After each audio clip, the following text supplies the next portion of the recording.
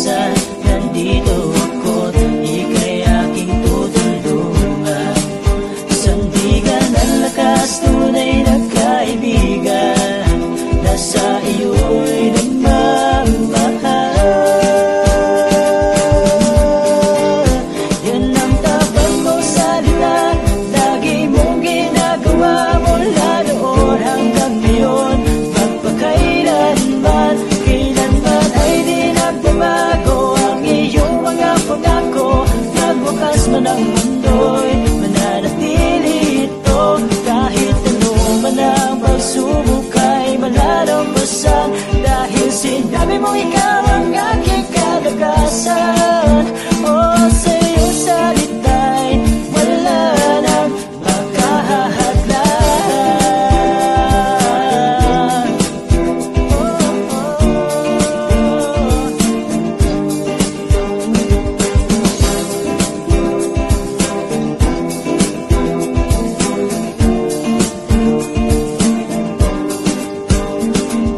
Ito ay sinabi mo rin na kahit ako'y nagkakasala, ako'y iyong patatawarin at itatama sa maling nagawa. Walang makakapigil sa aking damdamin na ipapadama lagi sa'yo. Kahirapan man, tabako, kamatayan, walang makapag-iwalay sa pag-ibig ko sa'yo. Yan ang tapat mong salita, lagi mong ginagawa mula noon hanggang ngayon. Magpakailanman, kailanman ay di nagbabago ang iyong mga pangako. Magwakas man ang mundo'y mananatili ito. Kahit ano man ang pagsubok ay malalampasan. Dahil sinabi mo ikaw ang aking kalakasan. Sa iyong salita'y wala nang makahahadlan. Oh,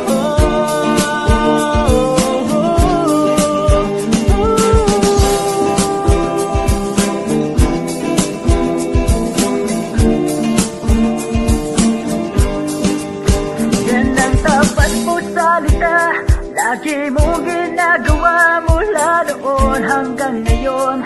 Magpakailanman, kailanman ay di nagbabago ang iyong mga pangako. Magwakas man ang mundo'y mananatili ito. Kahit ano man ang pagsubok ay malalampasan.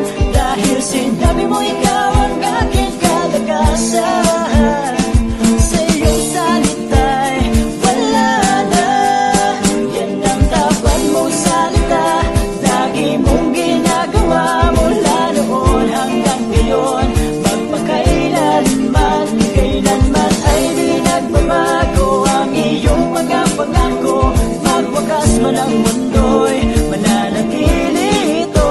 Kahit ano man ang pagsubok ay malalampasan. Dahil sinabi mo ikaw ang aking kalakasan. Sa iyong salita'y wala nang makahahadlan. Oh, sa iyong salita'y wala nang makahahadlan. Oh, Diyos, sa iyong salita'y wala nang makahahadlan.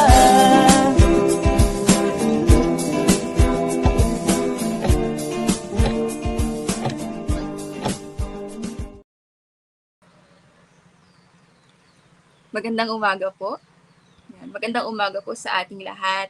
Welcome po sa ating 40 days journey in the Word. Ngayong umaga, sasamahan ko po kayo. Ako po si Jofel Divilla from Ax, Batangas. And bago po tayo magsimula, tayo pong manalangin muna. Sige po. Panginoon, salamat po sa oras na ito, sa pagkakataon na ipinagkaloob mo sa bawat isa. Salamat, Ama, sa kalakasan, sa mga salitang aming napapakinggan mula sa iyo, Panginoon. Alam namin, Lord, na ikaw ay palagi nakatingin sa amin, Panginoon, at palagi kang gumagabay sa aming lahat, Panginoon, sa aming mga puso. Ama, dalangin ko sa umagang ito, Panginoon, gabayan mo ang bawat isa. Ang aking ibabahaging salita, Panginoon, ay aming matutunan, maisa puso, maisa buhay namin sa araw-araw, Panginoon. Palaging sa iyo ang papuri, Ama. Palaging sa iyo, Panginoon, ang kadakilaan sa aming buhay. Pinupuri ka namin, pinapasalamatan namin. Ito po ang aming dalangin sa pangalan ni Jesus. Amen. And ang ating pong 40 days journey in the Word, ngayon po ay Day 18 na natin at ang ating pong tema ngayong taong 2026 ay God's Word brings life to our hearts and to our homes. Na kung saan matatagpuan po natin ito sa aklat ng 2 Timoteo 4:2-4. Ayan po. At bago po tayo mag-umpisa, nais ko pong pasalamatan si Brother Mark Anthony Lalata. Siya po yung ating preacher kagabi. Sa kanya pong ibinahagi na salita na ipinamagatan niya po itong Stay Connected to God, the only reliable resource. Ngayong umaga po, nais ko rin pong ibahagi ang aking pinaghandaang ituturo sa bawat isa, na kung saan ito po ay aking pinamagatan na Faith on the Road. Ayan. Bago ko po simulan ito, nais kong tanungin ang bawat isa sa mga nakasubaybay ngayon sa ating live. Nais kong magtanong kung kayo po ba ay isang driver? Ayan. At kung pwede niyo pong i-comment sa ating comment section. Kung kayo po isang driver, ano po yung status nyo ngayon? What kind of driver are you today? So, makikita po natin sa next slide natin. Ayan, sa next slide po natin. Ayan, mayroon tayong 3 uri ng driver dito sa bansa natin at ganoon din sa ibang mga bansa. Meron tayong student, non-professional, and professional driver. Ngayon, pwede po kayong mag-comment kung ano yung status nyo ngayon. Dahil ito po ay isang way ko para makonect ang salita ng Panginoon sa buhay natin. Kaya ko po ito natanong sa bawat isa dahil alam niyo po ba, kahit ano yung status na meron kayo ngayon, kung student tayo, kung non-pro, or kung professional driver tayo, isang requirement sa atin, kinakailangan tayo ay responsable. Tama po ba? Kinakailangan responsable tayo sa lahat ng ginagawa natin sa ating buhay. Ganon din sa mga driver kapag sila po ay nagmamaneho. At ngayon, paano kung tawagin tayo ng Panginoon bilang isang driver niya na kinakailangang magdala ng kanyang mga kaluluwa sa kanyang paanan? Ang isang responsableng driver po ay maraming characteristics na tinataglay na kung saan, kung atin po itong i-connect sa ating buhay, sa ating pananampalataya, ito po ay magpapalago sa ating ginagawa at sa ating araw-araw na ibinabahagi sa ibang tao. Sabi ko nga po, maging ang isang driver, maraming hinihinging requirements, minsan may bayad pa, may mga trainings, may mga seminars, bago ka matawag na isang professional driver. Kagaya nung sinabi ko, nagsisimula ang isang driver sa pagiging student hanggang makarating siya ng professional. Gusto ko pong i-assess natin sa mga sarili natin kung ako ay isang driver ng Panginoon sa oras na ito. Nasa ang level na kaya ako? Ano kaya ang status ko ngayon sa Panginoon? Professional na kaya ako bilang isang driver o tagapagdala ng mga naliligaw na kaluluwa para sa Panginoon, para sa paanan ng Panginoon? Kasi marami po tayong pinagdadaanan sa ating buhay na iba't ibang klaseng sitwasyon at iba't ibang klase panahon na kung saan kinakailangan nating mapagtagumpayan para po sa ating Panginoon. Ang tanong ko po din sa bawat isa, handa kaya tayong mag-drive or capable kaya tayong magmaneho? Ayan, magmaneho at dalhin ang ating mga kasamahan, lalo na sa ating panambahan. Marami tayong kasamahan na diyan sila nakaupo, pero hindi rin natin nalalaman kung ang kanila bang iniisip o ang kanila bang pananampalataya ay fresh para sa Panginoon. Kaya kinakailangan sa buhay natin, tayo ay nagpapatuloy, kagaya ng palaging sinasabi sa atin ng mga mas professional na sa atin, kagaya ng ating mga senior pastors, ng ating mga leaders, yan mga counselors natin. Sila yung professional driver na kung saan inaakay tayo at dinadala tayo sa mabuti. Ayan. Kaya po, nais kong ibahagi ngayong umaga yung 5 traits of a responsible driver of the Lord. Ano ba yung mga kaugalian ng mga driver or ng mga nagmamaneho sa buhay papunta o patungo sa paanan ng Panginoon natin? Una po, gusto kong ibahagi sa inyo, ayan, number 1, a responsible driver is patient and calm. Di ba po? Marami kasing driver, hindi ko po nila lahat, pero marami talagang driver na minsan nawawala yung pasensya nila sa panahon na sila ay nagkakaroon ng problema sa daan. Tama po ba? Sa tuwing sila ay may nakakabanggaan or may nakagiitan na kahit konti, minsan sila ay nadadala ng kanilang damdamin. Kaya po sabi po dito sa ating verse sa 2 Timoteo 4:5, ASND version, ngunit ikaw, maging mapagpigil ka sa lahat ng oras, magtiis ka sa mga paghihirap, gawin mo ang tungkulin mo bilang tagapangaral ng magandang balita at tuparin mo ang mga tungkulin mo bilang lingkod ng Diyos. Di ba po, sa buhay natin, kinakailangan talaga may taglay tayo na pagpipigil sa lahat ng oras. Maraming mga sitwasyon na talagang dumadating sa atin, sinusubok tayo ng panahon at ng sitwasyon. Maaring ang panahon na ito ay panahon ng paglago, panahon ng pagiging mabuti sa lahat ng bagay. Pero may dumaraan din po na panahon na tayo ay sobrang naghihirap, na sobrang yung pagtitiis natin ay sobra-sobra para lamang sa kapakanan ng bawat isa sa atin. Ngunit sabi po ng Panginoon dito, gawin mo ang tungkulin mo bilang tagapangaral ng magandang balita. Di ba po, ang isang driver, ginagawa niya yung tungkulin niya, mag-drive. Hindi naman pwedeng iiwanan niya lang yung pasahero niya sa gitna ng daan. Dahil yun ay kinakailangan niya, responsibilidad niya, na dalhin ito sa kanyang patutunguhan. Tama po. Kaya sa atin, sabi dito sa magandang balita, tuparin mo ang mga tungkulin mo bilang lingkod ng Diyos. Di ba po? Tayo ay nagsimula tayo na maglingkod sa Panginoon. Kinakailangan tapusin natin kung ano yung ating nasimulan. At tayo din po bilang Kristiyano, mayroon tayong kakayanan na magturo ng salita ng Panginoon. Importante na mahaba po ang ating pasensya at kalmado ang buhay natin. Nang sa gayon, makita sa atin na sumasalamin sa atin si Kristo, sa ating buhay. Kaya naman, dapat din po ito ay makita ng iba sa ating buhay. Ang taong mapagpasensya po, tandaan natin, ay may kapayapaan sa kanyang puso at isipan. Ayan po, kaya dapat tayong mga tagapagturo na naririto ngayon, ganoon din sa ating mga binabahaginan, pairali natin ito sa panahon ng mga pagsubok. Kaya bilib po ako dun sa mga driver na mapagpigil sa sarili sa tuwing sila ay nagmamaneho, marami mang hindrance sa kanilang dinadaanan, patuloy pa rin sila. Patuloy pa rin nilang tatahakin yung destination na meron sila. Alam niyo po, marami na tayong pinagdaanan sa panahon na ito, 2026. Dumaan na po ang pandemic era sa buhay natin. Napakahirap nun. Pero may tumigil ba sa atin?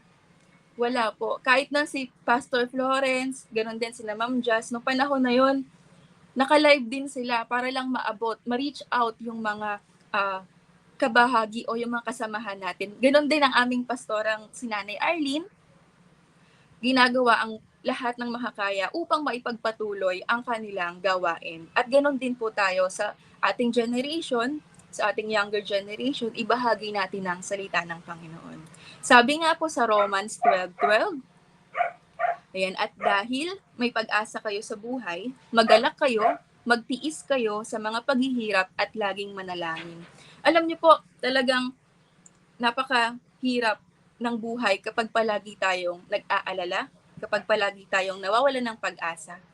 Pero wag po nating tingnan kung ano yung mga bagay na hindi nakakabuti sa atin, kundi tayo ay magpatuloy at lalong pagsipagin natin yung pananalangin natin. Habang ako po ay, bago po dumating sa point na ako ay narito ngayon, maraming mga bagay akong nare-realize katulad ng ang Panginoon ay kumikilos bawat segundo ng ating buhay.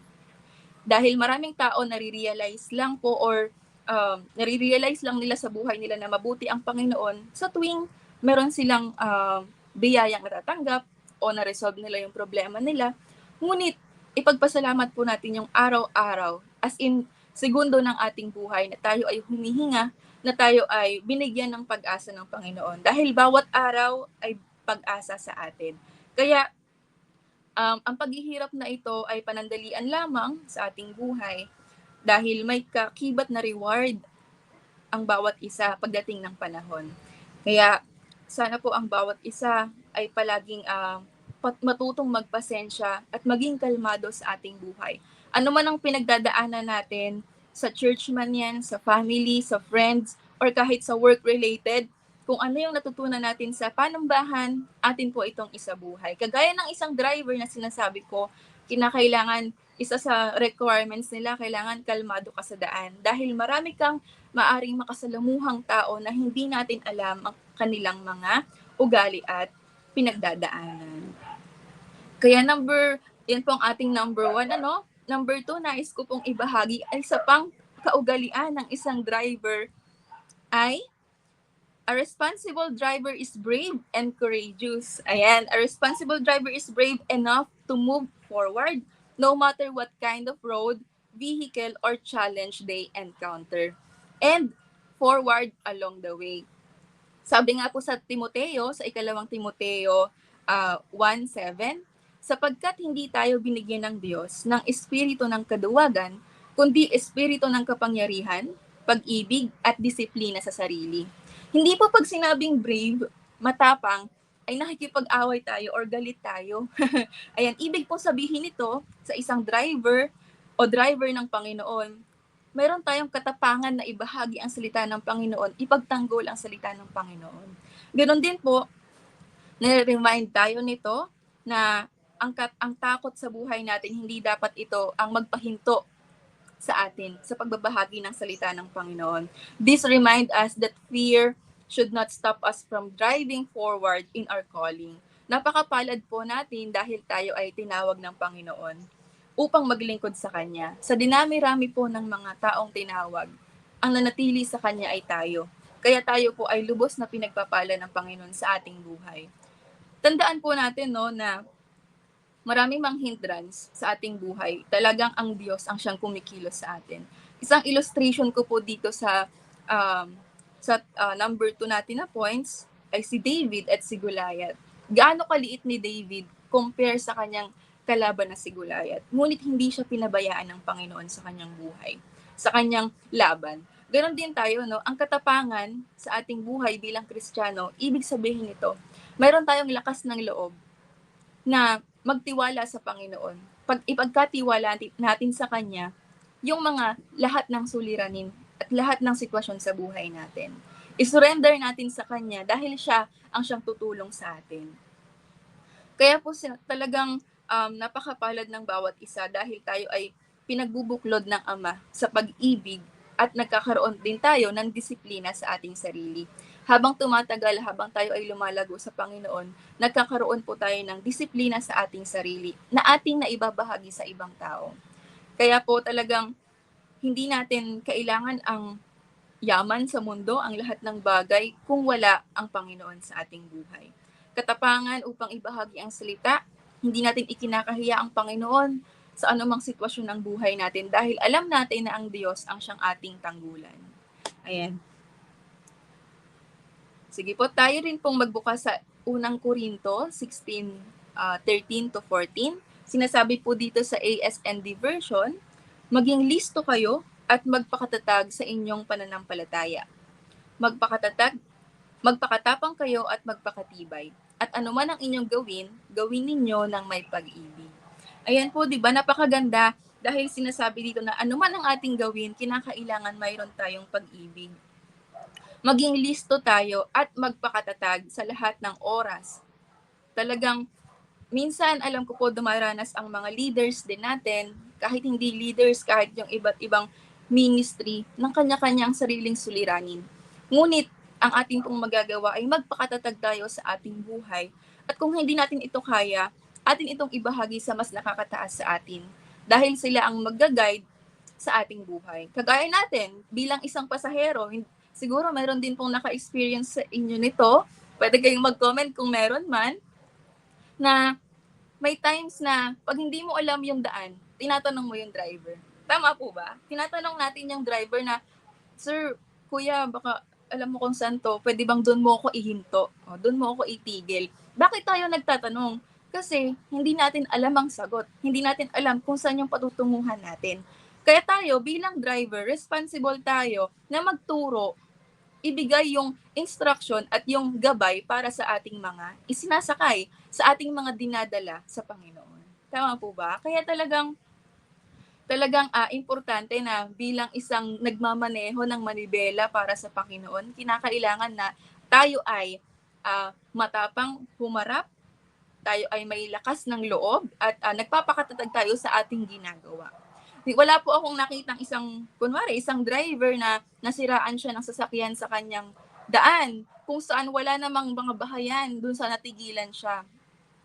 Hindi siya uupo lang doon, iiyak, at mag-iintay ng tulong. Anong gagawin niya? Umaalis siya, naghahanap siya ng paraan upang siya ay makaalis. Ganoon din po ang ating spiritual na pamumuhay sa Panginoon. Hindi tayo pwedeng maupo lang, umiyak sa isang tabi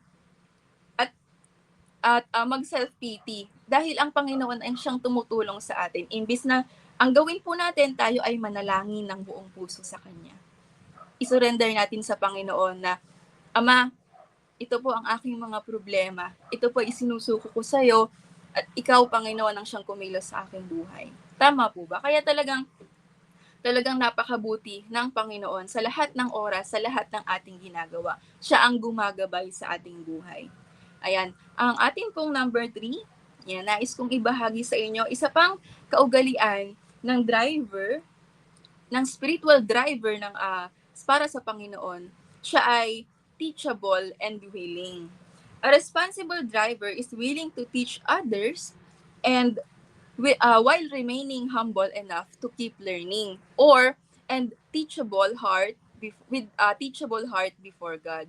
Sabi po sa ikalawang Timoteo 2 verse 2, ituro mo rin sa mga mapagkakatiwalaang tao na makakapagturo rin sa iba ang mga aral na narinig mo sa akin sa harapan ng maraming saksi.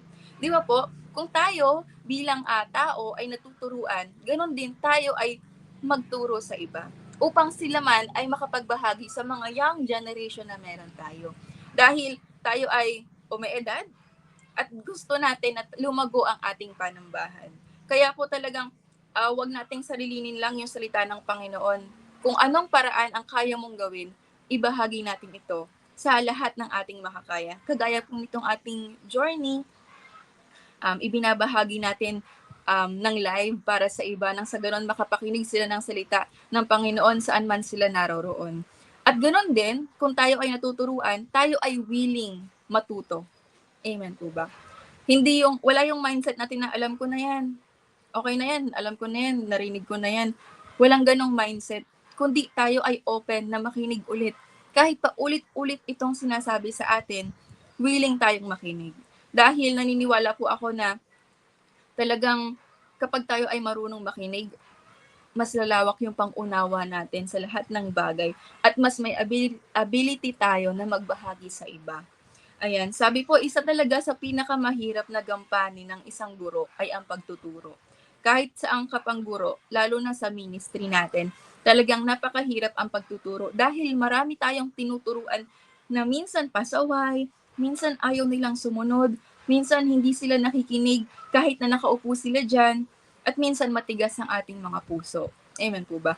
Kaya talagang sa tulong ng una kong points, pangalawa, sa tulong ng ating mahabang pasensya, pagtitiis, pagiging matatag sa ating mga ginagawa, mas makaka-move forward po tayo sa ating buhay. At ganoon din, sa pag-move forward natin, mas lalo nating napapalago ang ating buhay spiritual at ang ating pananampalataya.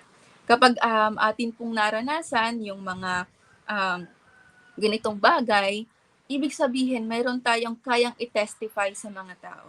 Amen po ba? Na grabe, sa dami ng pagsubok na dumaan, pinatunayan ng Panginoon na siya ay kumikilos sa ating buhay. Siya ay nariyan sa anumang uri ng karanasan na meron tayo. At napakasarap ibahagi nun sa ating mga dinidisciple or sa mga mas bata sa atin na tayo ay humarap sa ganoong sitwasyon ng panahon na yon. Ngunit ang Panginoon ay nanatili sa kanyang plano para sa ating buhay na mas better pa sa ating plano. Ayan po, mas nauunawaan natin yung salita ng Panginoon kapag dumanas na tayo ng paghihirap. Amen po ba? Ayan. Kaya dapat marunong po tayong makinig, willing tayong turuan, at willing tayong magturo, willing tayong mag-accept ng correction. Kagaya nga sabi po ng ating Sister Aiza, marunong tayong tumanggap ng correction sa buhay natin. Dahil hindi ibig sabihin na kinokorek ka, galit sa'yo ang tao. Ibig sabihin, kaya tayo kinokorek, mahal nila tayo. Gusto nila na tayo ay lumago, ayaw nila na matrap lang tayo sa ganong mindset. Gusto nila na lumago tayo, lalo na sa ating pananampalataya, at mas lumawak yung ating pangunawa sa Panginoon. Ayan, hindi natin alam lahat ng bagay, kaya po nararapat na tayo ay makinig sa mga tagapagturo natin. Dahil kapag hindi tayo marunong sa lahat ng mga ito, hindi po natin makikita yung mga dapat nating makita at yung katotohanan ng buhay sa oras na ito. Ayan. At ating pong number 4, yan. Isa pa sa mga kaugalian ng isang responsableng driver ay kinakailangan a responsible driver is knowledgeable and prepared. Ayan, ang isa pong responsableng driver daw is knows their vehicle very well, just as we must know the word of God.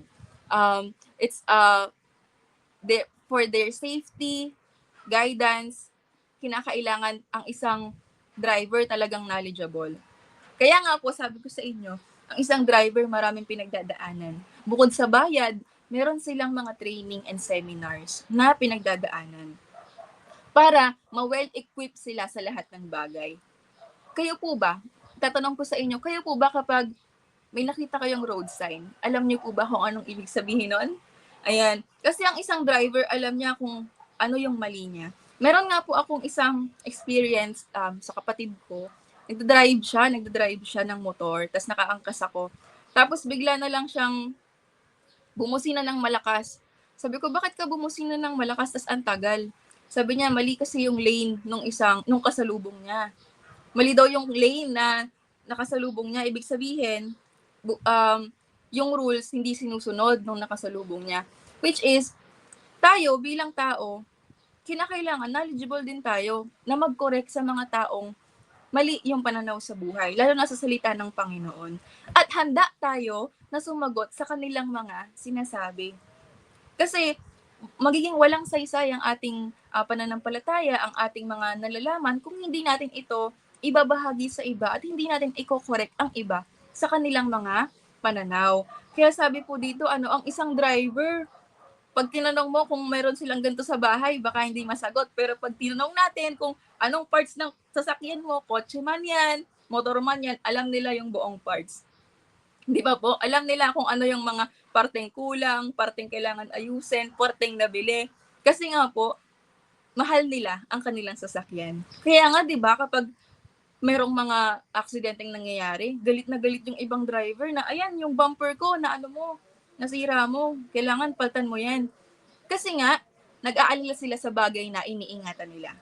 Kaya po, ano ba yung sinisimbolo ng vehicle sa buhay natin? Ito po ay ang Biblia. Kinakailangan, mahal din natin ang ating salita ng Panginoon at ito ay willing nating ibahagi sa iba. Ikaw po ba, kung ikaw ay isang driver at may nanghiram sa'yo ng sasakyan, ikaw po ba ay nagpapahiram? Ayan, isang magandang tanong yan, Or meron kang doubt sa isip mo na baka, baka magasgasan niya, baka hindi niya mabalik sa gantong oras. May mga ganon tayong doubt, no? Pero kung ikaw ay nagtitiwala sa papahiraman mo, ipapahiram mo yun. Tama po ba? Ipapahiram mo yun. Ganon din ang salita ng Panginoon sa buhay natin. Huwag nating ipagdamot sa taong nais malaman ang salita ng Panginoon. Kaya kinakailangan, kung hindi tayo magdadamot, knowledgeable tayo sa ating sasabihin sa kanila at prepared tayo sa anumang uri ng nangyayari. Ang isang tao na, ayun nga po, may aksidenteng nangyari at kinakailangan yung information ng sasakyan niya, alam niya kung anong sasabihin niya.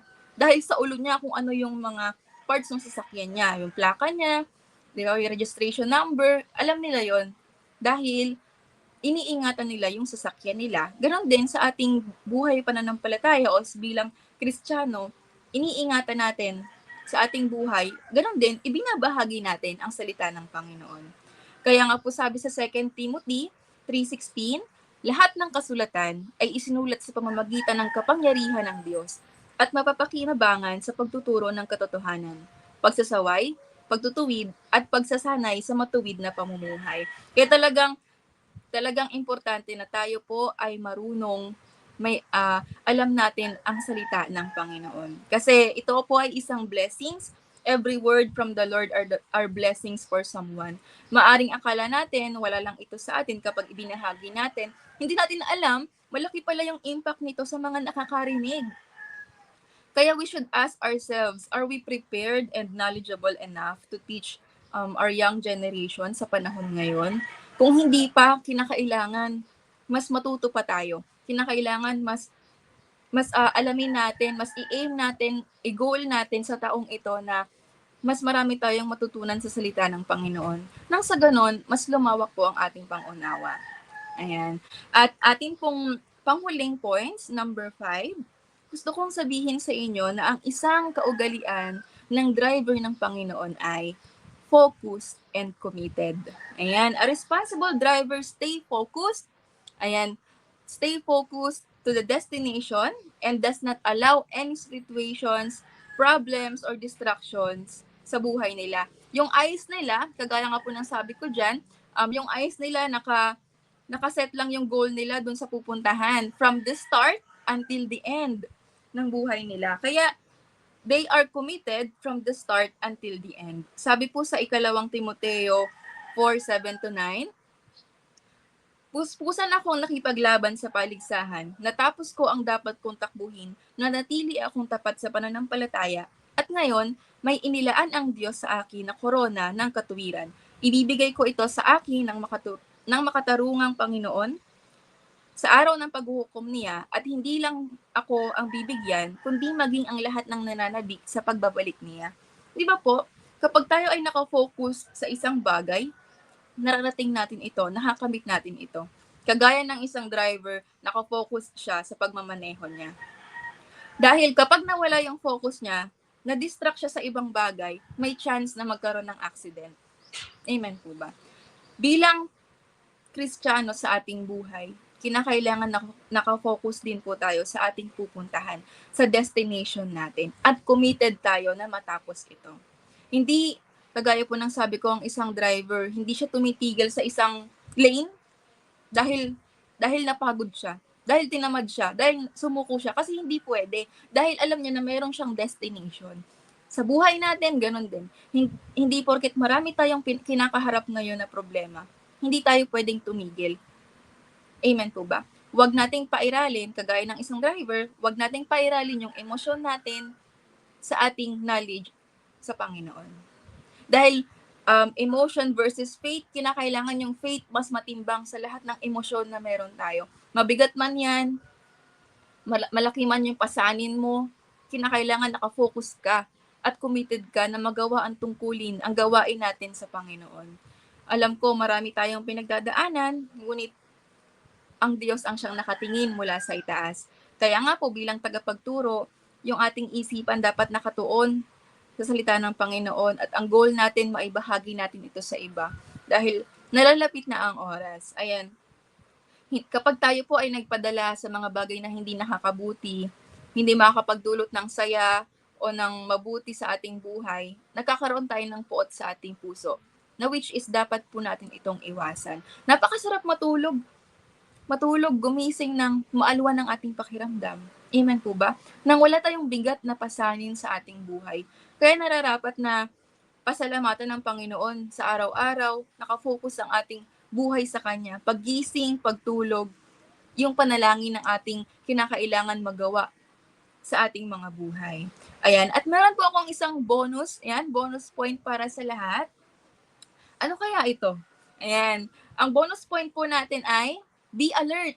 Ayan, isang katangian ng isang driver at driver ng Panginoon ay maging alerto sa kanyang buhay. Sabi nga po sa unang Thessalonica 5:6, kaya nga, huwag tayong maging pabaya katulad ng iba na natutulog, kundi maging handa at magpigil o mapagpigil sa sarili. Kinakailangan ang driver, kailangan alerto yan.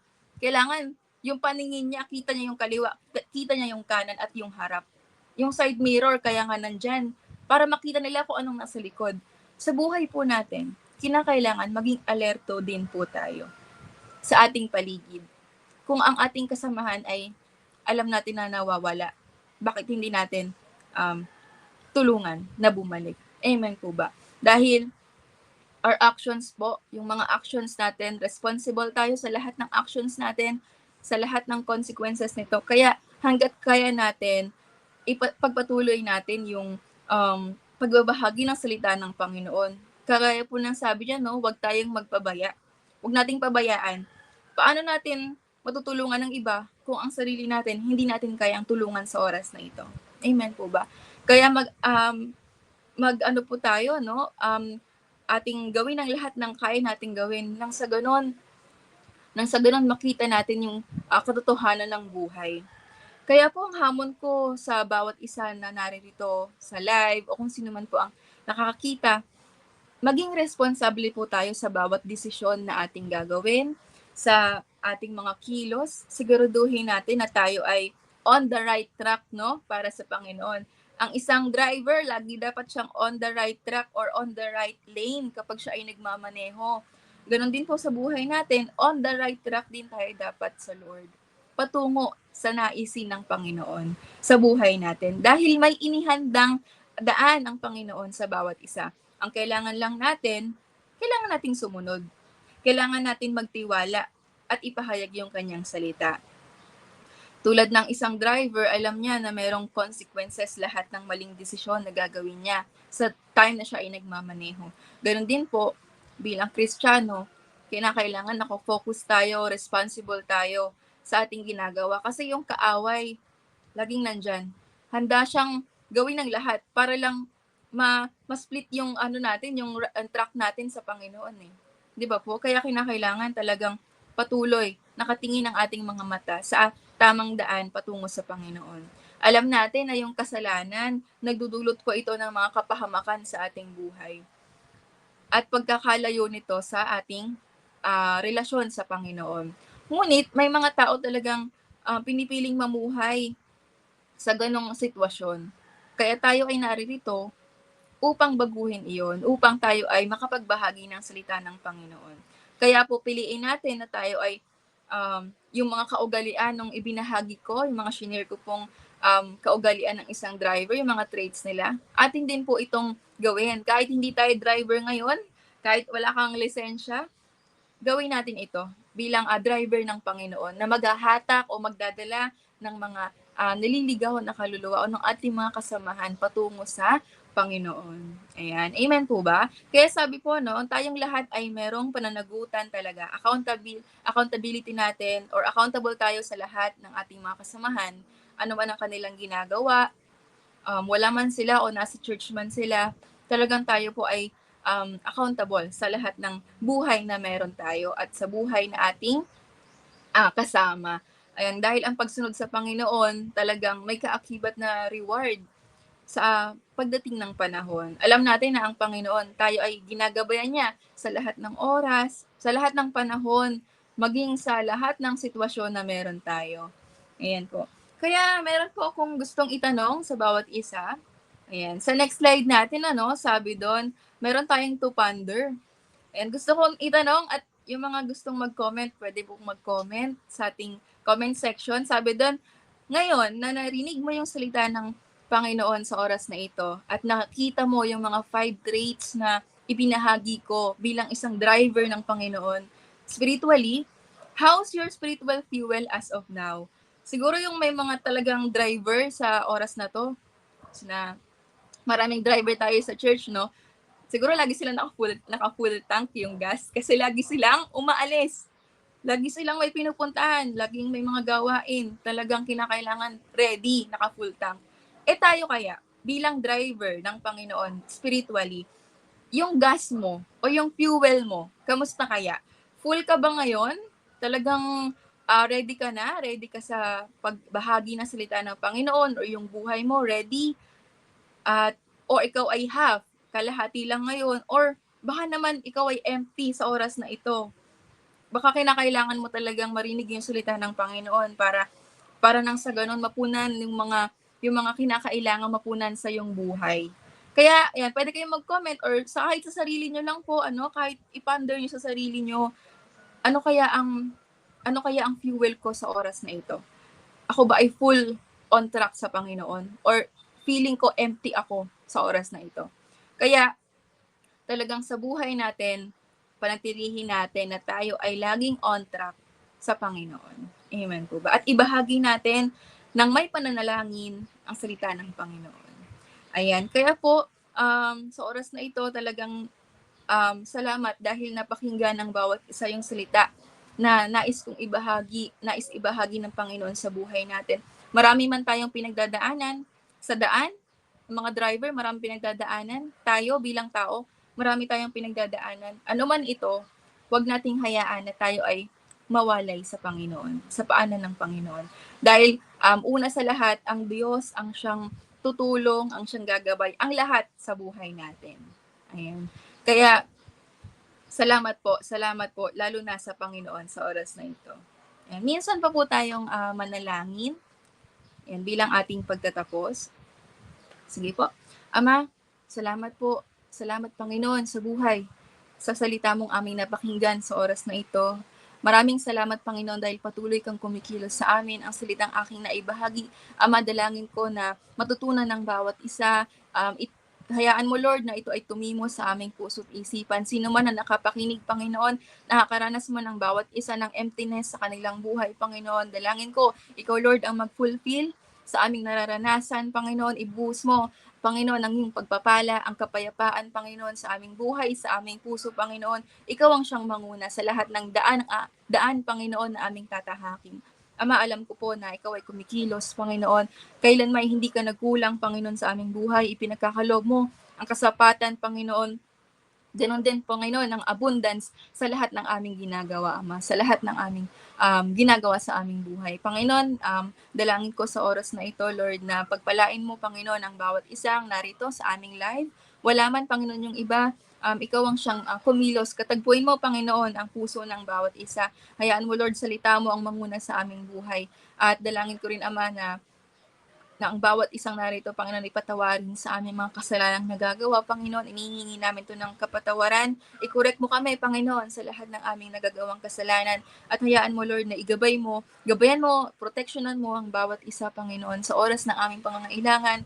Alam, Lord, namin na ikaw ay palagi nakatingin, palagi kang nariyan, palagi kang sumusubaybay. Alam mo ang nilalaman ng puso ng bawat isa, Panginoon. Hindi man namin ito ibahagi, ngunit, Lord, alam namin na ikaw ang siyang kumakatagpo, ikaw ang siyang nagbibigay, Panginoon, ng kasapatan at ganoon din kapayapaan sa aming Ama. Maraming salamat, Panginoon. Pinupuri ka namin, Lord. Pinapasalamatan namin ang lahat ng bagay na iyong pinagkakaloob. Ganoon din sa ipagkakaloob mo, Panginoon. Ikaw po ang manguna, Panginoon. Dinadakila namin ang iyong pangalan. Ito po ang aming dalangin sa pangalan ni Jesus. Amen. Ayan. At salamat po sa lahat na naka-tune in sa oras na ito sa ating live.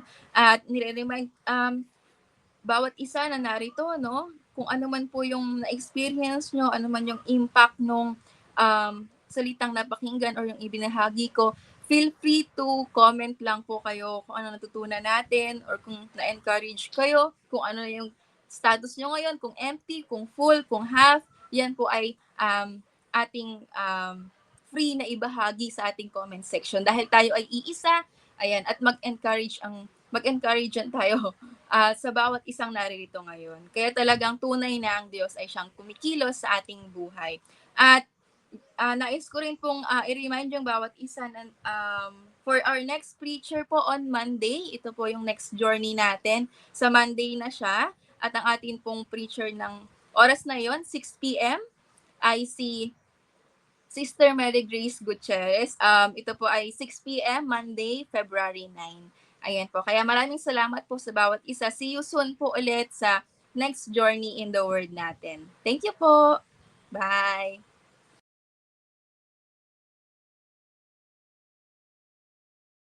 God is here on my side, here at my side, my strength, my life.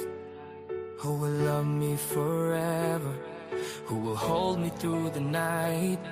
Nagsimula ang lahat nang makilala kita. Pangarap ko'y nabuo sa pag-asang iyong dala. Salita mo ang nagbago ng pusong sugatan. Ikaw ang daan, ang buhay katotohanan. Kasama kita magpakailanman. Hawak mo ako, hindi papabayaan. Sa bawat hakbang, sa bawat iyak, pag-ibig mo ang tanging sandigan ko. Kasama kita magpakailanman. Binigyan mo ng liwanag ang mundong nilalakaran. Naligaw man ang landas, di mo ako iniwan. Binigyan, biniyayaan, at inyong inalagaan. Kahit saan man magpunta, ikaw ang tahanan. God is here at my side, here at my side when I lose my way. Who has strengthened my life? You're the reason I can say, oh! Kasama kita magpakailanman. Hawak mo ako, hindi papabayaan. Sa bawat habang, sa bawat